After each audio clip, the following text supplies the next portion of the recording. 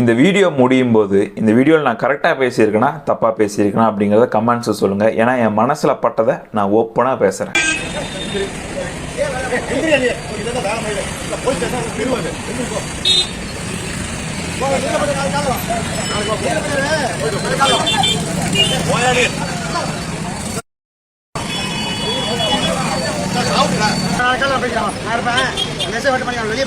அண்ணா ஏன்னா விசாரிக்க மாட்டேங்கிறீங்க?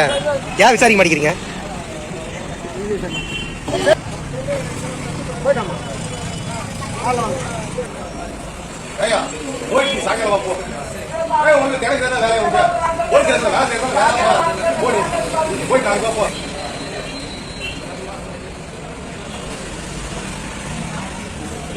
முதல் கேள்வி, உனக்கு இதே தான் வேலை மயிரா அப்படின்னு கேட்குறீங்க. இல்லை ஒரு பொதுமக்கள் வந்துட்டு வேற என்ன உனக்கு உள்ள பிடுங்குற வேலை அப்படின்னு கேட்டாங்கன்னா, நான் கேட்கல, பொதுமக்கள் கேட்டாங்க அப்படின்னா என்னையா பண்ணுவீங்க? ரெண்டாவது, அந்த பாட்டியை தள்ளி விடுறீங்களே, அந்த பாட்டி கீழே விழுந்து ஏதாவது ஆச்சுன்னா யார் பொறுப்பாகிறது? ஒரு சீனியர் சிட்டிசனை இப்படி தான் நீங்கள் ஹேண்டில் பண்ணுவீங்களா?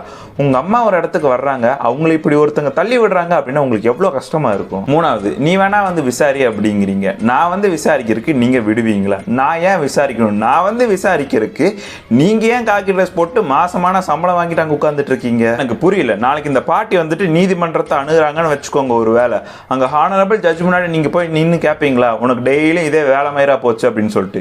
இல்லை கேட்பீங்களா? தொப்பி கட்டிட்டு கும்பிடு போடணும், தெரியும்ல? அது என்ன பிரச்சனையா வேணாலும் இருக்கட்டும், குண்டா சட்டி காணாமல் போன பிரச்சனையா கூட இருக்கட்டும், உங்ககிட்ட தானே வர்றாங்க, நீங்கள் தானே அதை பார்க்கணும்.